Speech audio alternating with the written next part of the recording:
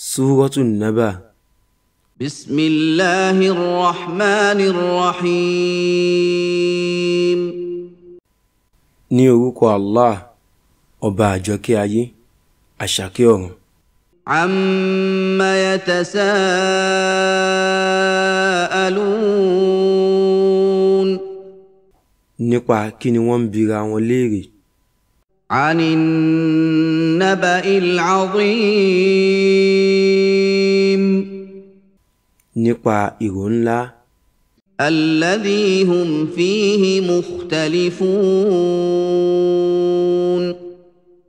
Èyí tí wọ́n yapa ẹnu lórí rẹ̀.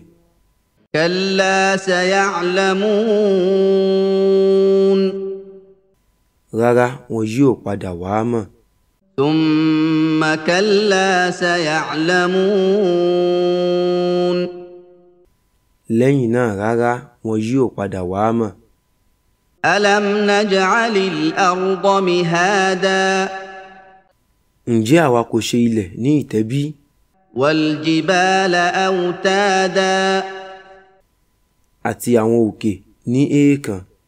Wa khalaqnakum azwaja. A sì dá yín ní oríṣiríṣi, akọ àti abo. Wa ja'alna nawmakum subata. A sì ṣe oorun ní ìsinmi fún yín. Wa ja'alna al-layla libasa. A sì ṣe òru ní ìbora. Wa ja'alna an-nahara ma'asha. A sì ṣe ọ̀sán fún ìwá ìjẹmu. Wa banayna fawqakum sab'an shidada. A tún mọ sánmọ̀ méje tó lágbára sí òkè yín. Wa ja'alna sirajan wahhaja. A sì ṣe àtùpà tó tàn gbòò. Wa anzalna minal mu'sirati ma'an thajjaja. Àti pé a sọ omi tó ń bọ̀ tẹ̀léra wọn kalẹ̀ láti inú àwọn ẹ̀ṣújò. Linukhrija bihi habban wa nabata. Nítorí kí a lè fi mú kóró èso àti àwọn nǹkan ọ̀gbìn jáde. Wa jannatin alfafa. Àti àwọn ọgbà tí wọ́n kún digbí fún nǹkan oko. Inna yawmal fasli kana miqata. Dájúdájú, ọjọ́ ìpínyà ní gbèdéke àkókò kan. Yawma yunfakhu fis-suri fatatuna afwaja. Ọjọ́ tí wọn yóò fọn fèrè oníwo tí ẹ sì máa wá níjọ níjọ. Wa futihatis samaa'u fakanat abwaba. Wọn yóò ṣí sánmọ̀, yóò sì di bí àwọn ilẹ̀kùn. Wa suyyiratil jibalu fakanat saraba. Wọn yóò mú àwọn òkè kúrò, wọn yóò sì di àwọn pééná. Inna jahannama kanat mirsada. Dájúdájú, iná Jahannam lúgọ sílẹ̀. Lit-taghina ma'aba. Ó jẹ́ ibùgbé fún àwọn olùkọjá ààlà. Labithina fiha ahqaba. Wọn yóò máa gbé inú rẹ̀ fún ìgbà gbọọrọ. La yadhuquna fiha bardan wala sharaba.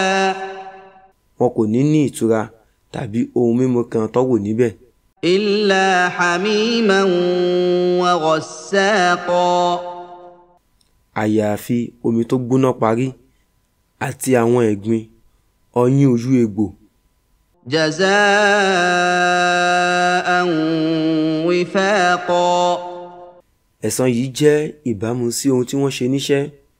Innahum kanu la yarjuna hisaba. Dájúdájú, wọn kì í retí ìṣirò iṣẹ́. Wa kadhabu bi ayatina kidhaba. Wọ́n sì pe àwọn ọ̀rọ̀ àti àmì wa ní irọ́ pátápátá. وكل شيء أحصيناه كتابا gbogbo nǹkan ni a ti kọ sílẹ̀ sínú ìwé kan. فذوقوا فلن نزيدكم إلا عذابا nítorí náà ẹ tọ́ ọ wò, àlékún kankan ò ní bá yín bí kò ṣe ti ìyà.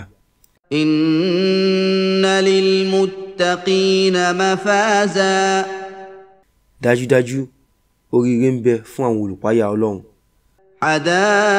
حدائق وأعنابا àwọn ọgbà oko àti èso àjàrà. وكواعب أترابا àwọn omidan tí wọn kò ju ara wọn lọ ní ọjọ́ orí. وكأسا دهاقا àti ife ọtí tó kún dẹ́nu. لا يسمعون فيها لغوا ولا كذابا wọn kò sì ní gbọ́ ìsọkúsọ àti ọ̀rọ̀ irọ́ níbẹ̀. جزاء من ربك عطاء حسابا ẹ̀san láti ọ̀dọ̀ Olúwa rẹ, ọrẹ ní ìbámu sí ìṣirò iṣẹ́. رب السماوات والأرض وما بينهما الرحمن لا يملكون منه خطابا Olúwa àwọn sánmà, ilẹ̀ àti ohun tó wà láàrin méjèèjì, àjọkẹ́ ayé. يوم يقوم الروح والملائكة صفا لا يتكلمون إلا من أذن له الرحمن وقال صوابا wọn kò sì ní ìkápá ọ̀rọ̀ lọ́dọ̀ rẹ̀.